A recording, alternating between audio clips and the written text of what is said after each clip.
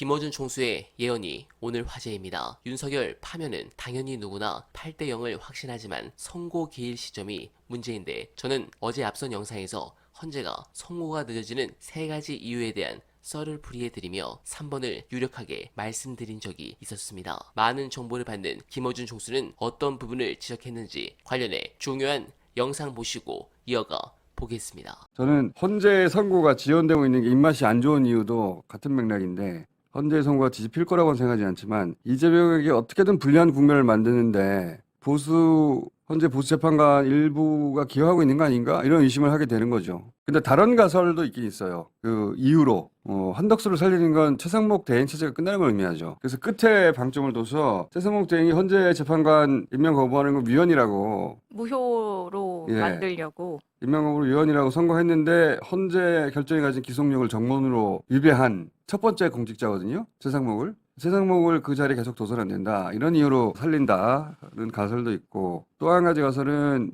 이재명에게 어떻게든 불리한 여건을 만들어 두고 탄핵을 하더라도 해야 한다라는 그런 분석의 연장선상에서 한덕수를 돌려놓으면 최상목이 풀이가 되잖아요. 그럼 대선 나올 것이다. 그러면 국민의힘 경선을 풍성하게 만들고 드라마를 더 만들 수 있다, 그런 가설도 있습니다. 근데 이런 가설도 다 윤석열 탄핵에 의한 이제 조기 대선을 전제하는 거예요. 윤석열이 돌아오면 이런 가설 자체가 전체가 다 무의미하잖아요. 윤석열 돌아오는데 한덕수가 무슨 상관입니까? 그러니까 윤석열 탄핵 선고가 정치적 셈법의 대상이 되고 있는 거 아니냐, 이런 의심이에요. 근데 현재 재판관들은 이 의심을 모를까?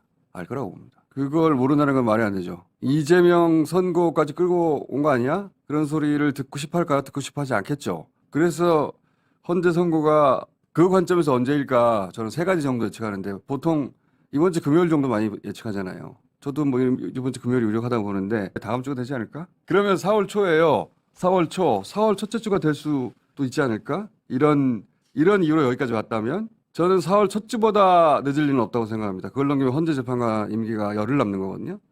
그런 상황까지는 안 만들 것이다. 자기들 손으로 헌재 문을 닫게 만드는 상황까지는 안 만들.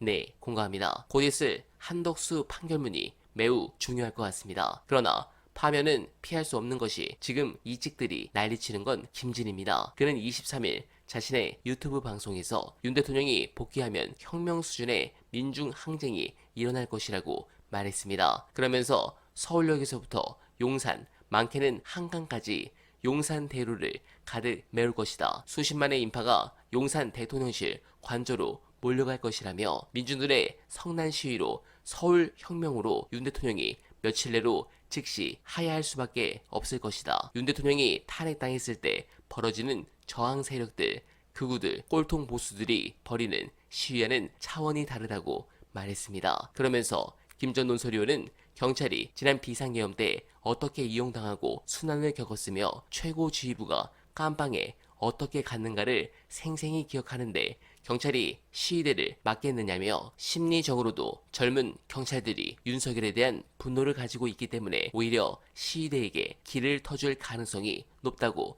했습니다. 네, 공감합니다. 이건 만말이죠. 기각 가능성은 1% 미만이라고 보지만 만약 윤석열이 돌아오면 대통령직을 수행할 수 있을까요? 없습니다. 아주 처참한 최후를 맞이할 것입니다. 국힘이 과연 언제까지 두창의 시위들을 치는지 두고 보겠습니다. 제발 이번 주가 윤두창이 대통령이란 호칭을 받는 마지막 한 주로 남길 간절하게 바라며, 어다바는 오늘도 최선을 다하겠습니다. 여러분 고맙습니다.